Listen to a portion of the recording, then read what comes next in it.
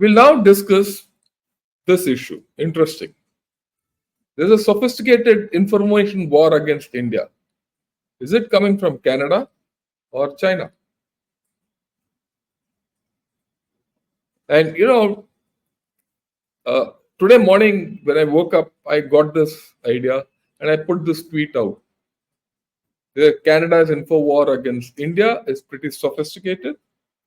It aims to discredit India in the West and force it into a Chinese-Russian side. There seems to be a clear Khalistan, Pakistan, and China factor behind Trudeau. He seems to be a pointsman only. Am I the only one thinking like this? And I got a lot of response for this. And then I said, let me discuss this. Let me discuss with all of you. Let me put it out to all of you so that you understand what I'm thinking. The normal thinking in India is that, look, all this is being done by USA. USA karna chahta hai. I agree, USA karna chahta hai. Because USA wants to control us so that we are against China. But USA is also being challowed. I see that. And this is my theory. So what is this whole story about? ये देखो. Now ये देखते हैं थोड़ा आप so that you have a good idea about what I'm talking. This is an article of BBC. Okay. And he says what to know about Canada and China's foreign interference role. This goes back to last year. Last year, there was a lot of, halla gulla in Canada that China is interfering in Canada and its polls and all that. Okay? So, a lot of issues. And BBC comes out with it. So, let's see what the hues of this is. Yeah. Now, it says allegations from leaked intelligence report allege that Chinese diplomats and proxies in Canada tried to sway elections outcomes in the favor of liberals.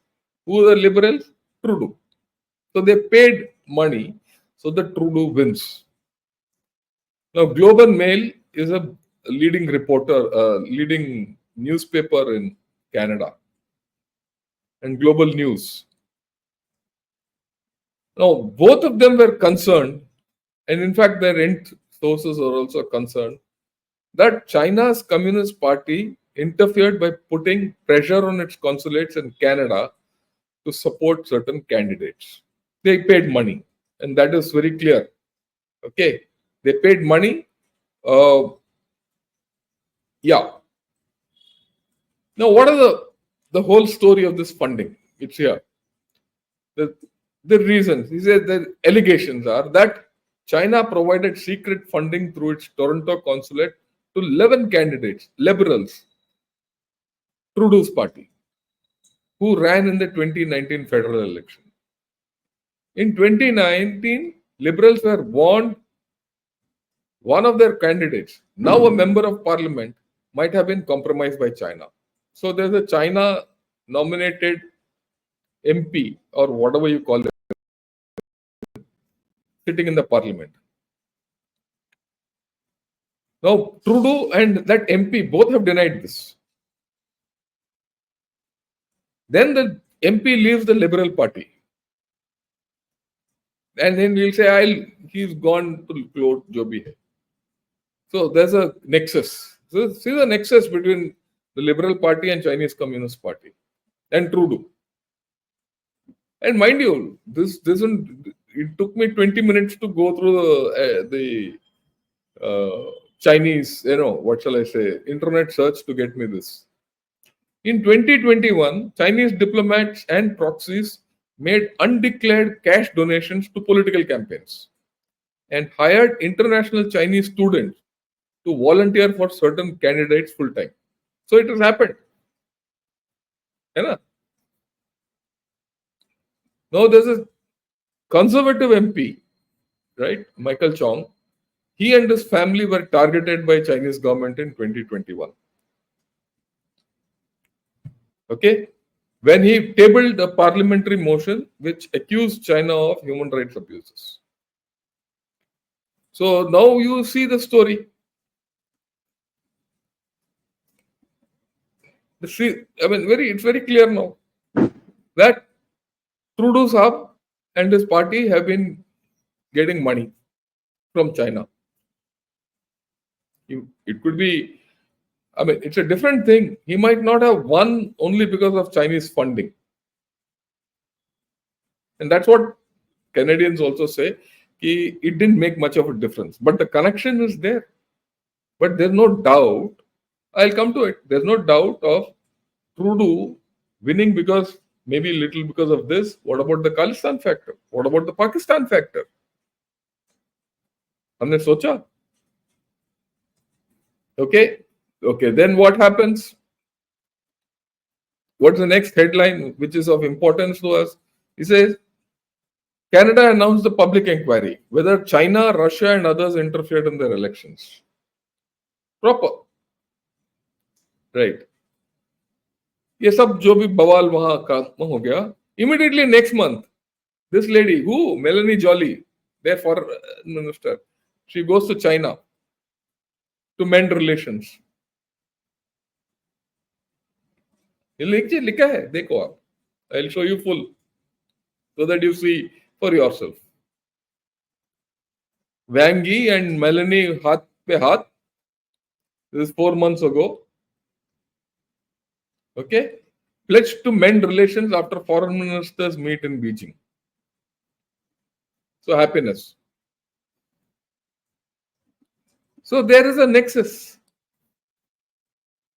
isn't it? So Trudeau is not acting on his own. He's an idiot. That is very clear. He's a smart idiot. Or maybe an intelligent idiot. He's a pawn. Mora, uska chal raha hai. Chal. Okay, now let's see the sequence of events, because we have to do this from different angles. So let me take you through the sequence of events. Look at this. Now, first and foremost, last year, Trudeau claims Indian involvement in Niger killing. He gave a public. Then, within a month, this Pannu factor emerges in USA. So USA steps into the deal. है ना? उसके बाद lot of action and lot of things settle down and not much happens. October, Canada seeks interrogation of our diplomats. Last month. And then it came to mutual expulsion of our diplomats. And then Canada points its finger at our Home Minister. And now the government has labeled India as a cyber adversary, equivalent to China and all that. So this is the sequence of events in the past 1 year, how this pattern developed. Okay, now look at it. Look at just October, when this whole thing started. Canada restarts its info war, the last three, that green, magenta, and blue. And then, of course, now nominating us as the adversary. Simultaneously, BRICS happens, Modi Z meet, LAC disengagement. And then, almost simultaneously, USA sanctions Indian firms for supplying parts to Russia. These 4 events have happened. Am I saying something wrong in this? In October, these 4 things have happened. So how do you correlate them? So let me do my analysis. And I hope I'm interesting to you. Okay. And if you people like this video, please press the like button and also subscribe to Gunner Shot. And I also request some of you to become members, because like I said, membership money goes to a noble cause. It doesn't go into my pocket. It doesn't meet my expenses. Okay, let me get back to that slide. Right? Now, you don't need my face. Let me continue. Now, we all know India plus USA outmatch China and Pakistan. They're in a problem. And with Pakistan weakening, China is cornered. Okay. So what do they do? They have to do something. China has to do something, isn't it? To ensure that this equation is changed. So now here comes this. So it picks Canada. That's why I said, what does it do? What does China do to overturn this equation? So it picks Canada. Now let's see Canada. Canada has a lot of Pakistanis and Pakistani influence. Make no mistake.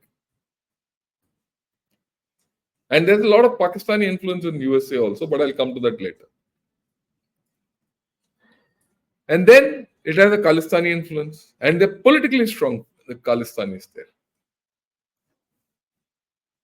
Okay. And now we have also seen there's a Chinese influence. And all three are friends. I mean, you don't need to be Einstein to say that China and Pakistan will collaborate to do anything against India. And if they can do it against Canada, all the more better. And Khalistanis will be willing partners in this whole deal. And I would like your comments on this, what I'm saying, what I'm going to now hereafter show. Okay. Now, what do these three chaps do? You see this arrows going? Now, let me see. So, they target India and USA. Canada targets India. The Khalistanis also target India, whichever angle. I'll not get into the thing, but they do it. And then the Khalistanis target USA, because all these Khalistanis are all citizens of USA.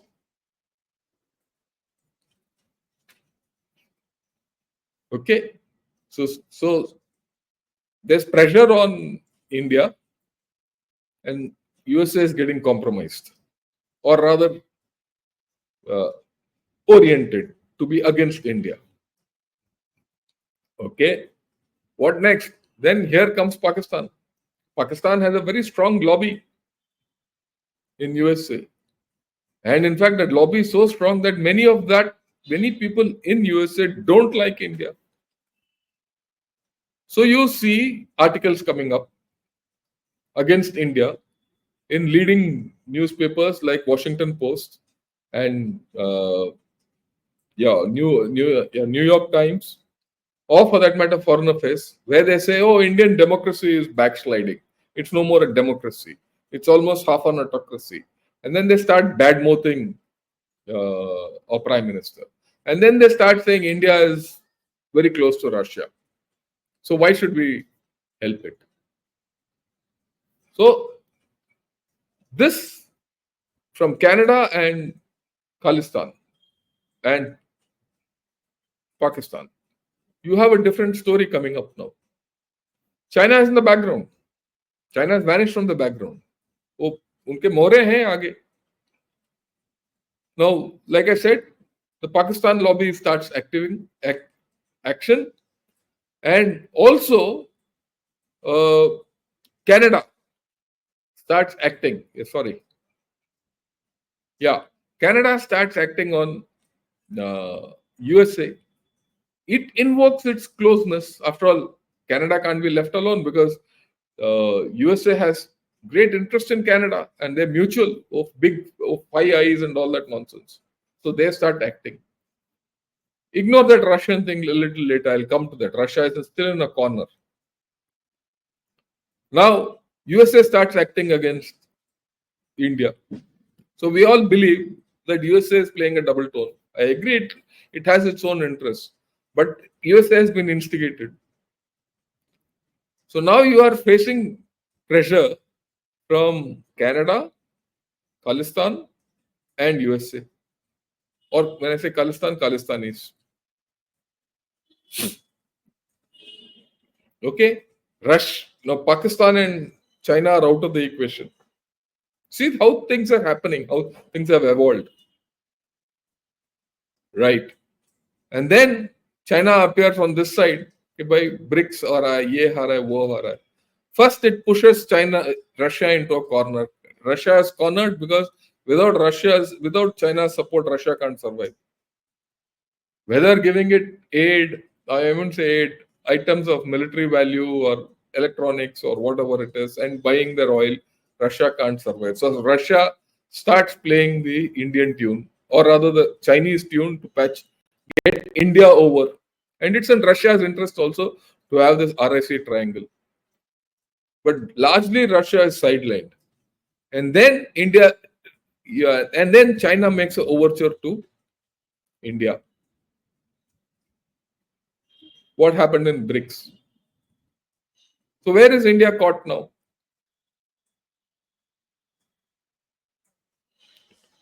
Okay. So how do you summarize all this? That's the next question.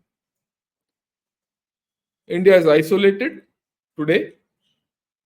It's distanced from USA. FDI trap by China, which is self-propagated, which I explained to you in the first part of this presentation. And Russia is cornered. You don't like this? Let me know. But if you like it, please make it viral. Now, we all talk of this globe. I've always been saying this is the South China Morning Post visualization and all that. So let's summarize it. Let's look at it this. It's still there. This basic structure is not gone. Look at USA. It is today mildly antagonistic against you. From China, you are facing a coercive pull. It's pulling, but it's coercing you also. Russia is compromised and it's leaning to China. India is on its own. You need to do Atmanirbharta. अगर आत्मनिर्भरता नहीं है तो you are in a problem.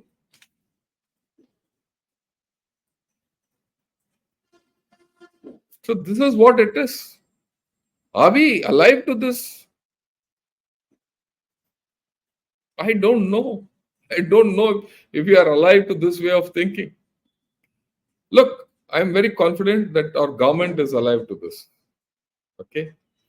But whether we see it in these terms is something which we need to, think of, honestly.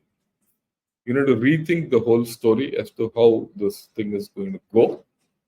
Because I think at this point of time, we are in a difficult situation. China is acting through Canada with Pakistan and Khalistan, and that you're getting. And more Canada acts, the more USA will be forced to act. And USA itself today is in an unsure situation because of elections. It can't take a policy decision this way or that way, and you can't talk to anyone.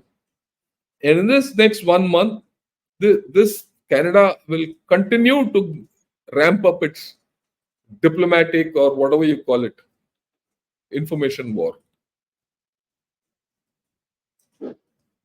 Right?